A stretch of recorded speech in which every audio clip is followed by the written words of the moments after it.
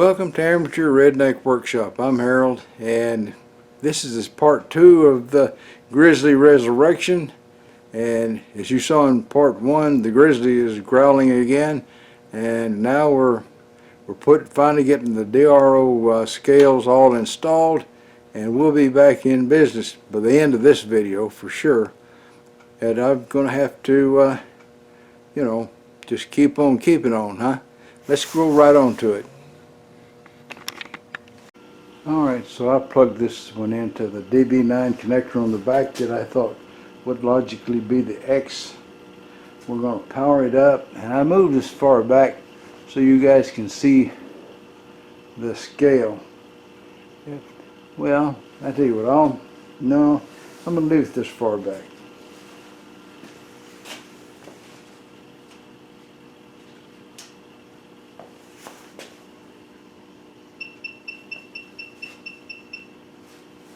Alright, X.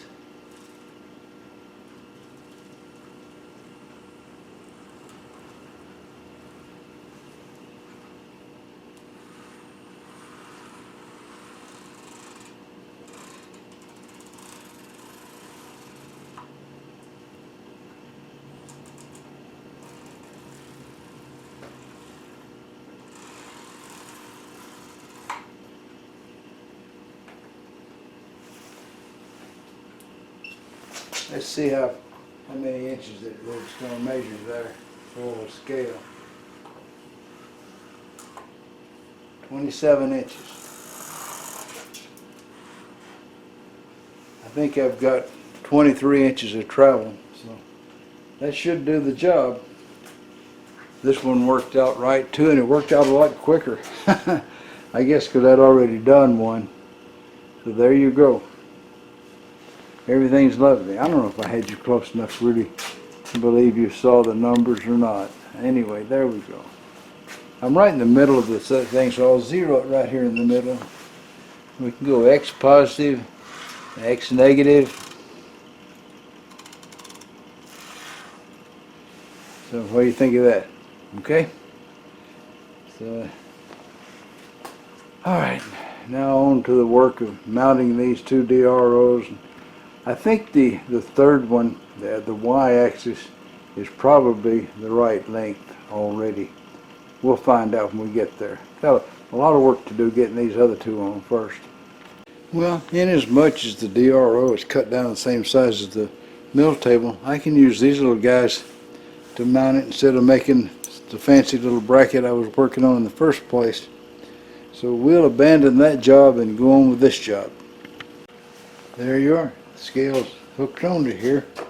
If you want to know why the front, because if I put it on the back, I lose about 2 inches of travel, and this table's only got about 7 or 9 inches of travel. I think it's 7, so I don't want to lose any of that. So I put it out on the front here. It can hang out and it won't get crushed against the column or anything back there. I like this idea.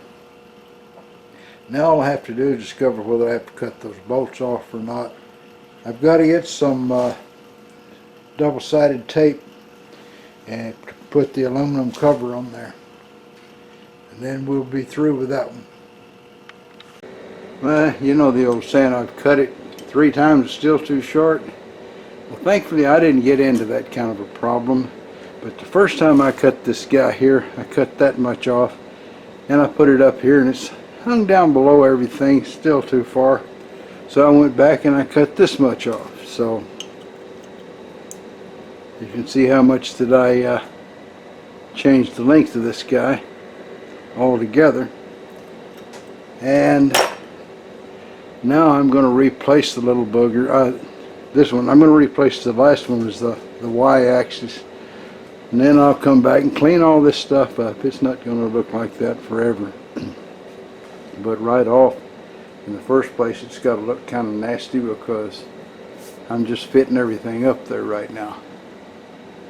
Okay, so my next job is under the table there to replace this guy right here, who is the Y-axis. And you can see that a little bit of dirt has managed to get down underneath there, but none of it got in the scale, so that's good. I'll open up the box with the new one in it and measure up against this, and I'm hoping to use the same bracket and everything because it should be all the same size. Well, just like the others, this one is also too long. I'm going to have about 3 inches cut off of it to fit exactly where the other one did, or I can get a 3-inch longer bracket. So I'm going to think about that a few minutes before I do anything. I might just get a 3 inches longer bracket. I've got an angle iron bracket that the old DRO was sitting on, so I'm going to duplicate that with one just a little bit longer, and I've got the scale laying on top of the one that's just a little bit longer there. I'll mark it with my Randy Richards scribe, and then we'll drill holes in it and put it on there.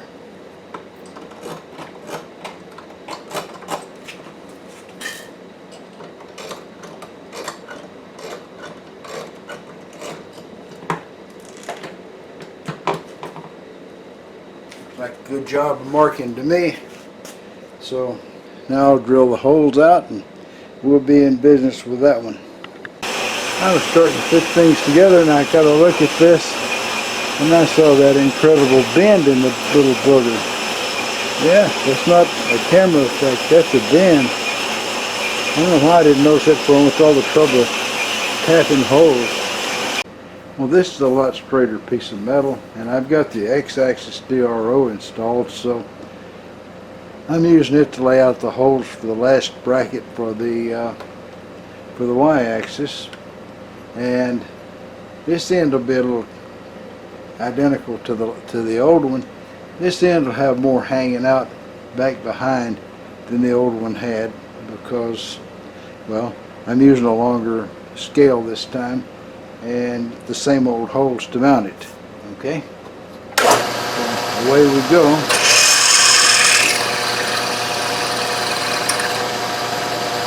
And that does the job. That's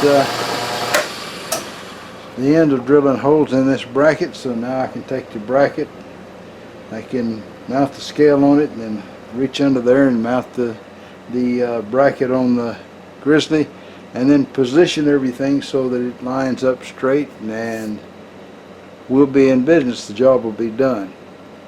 Back to the nap. Okay, so there we are. The Y-axis DRO is bolted down and ready to roll.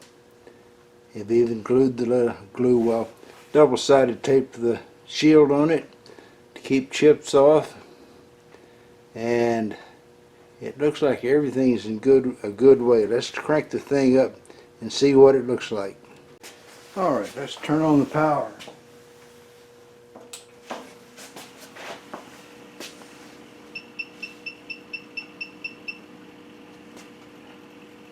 Okay, so X-axis moving right along. Y-axis moving right along. Z-axis. There we are. I think it was fortunate the old DRO went bad on me. This one's got another extra decimal point past the, into tenths of a, or hundredths of a thousandth or whatever. So, and it's not, all the prompts in it are in Chinglish. They're actually understandable, so I think that was all very fortunate that I had a misfortune. Okay, all right. Well, let's see if Bubba or Ole or somebody's around. Well, back down at home there, Bubba has some property, a little farm, and pipeline company come across there, and they bought a right of way across his farm to lay a pipeline, and so Bubba, came in a pretty good bit of money there. And he decided he'd do some stuff he had never done before, so he got on a plane and went to England. Got him a room in an expensive, fancy hotel, went down, ordered the best steak they had for dinner, and in fact, he ordered two of them, and he started out and thought, no, he says, I can't eat them both. He looks over and there's a gentleman sitting over at the table. He says, hey, fella, he says, I got more dinner here than I can handle. Would you like to have one of these steaks? The guy says, no, thanks. He says, I tried it once and didn't like it. And Bubba sits down and finishes his dinner, and he orders some of this wine, $200 a bottle of wine, sits down there, and he looks over, and the gentleman's still sitting at the other table. He says, say, fella, he says, I got some of this top quality wine here. He says, would you like a glass of it? The fellow says, no. He says, I don't think so, mate. He says, I tried it once and didn't like it. So Bubba drank his wine, and he orders a couple of really fancy cigars, those $20 a piece jobs, and sat there, and he says, well, fella, he says, how about a nice cigar? The fellow says, no, mate. He says, I tried it once and I didn't like it.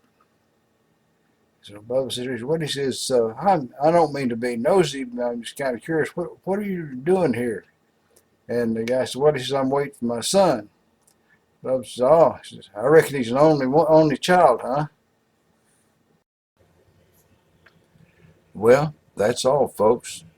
Y'all try to subscribe if you're not already a subscriber. Leave a comment if you got something to say. And above all, remember, keep on keeping on. Bye now.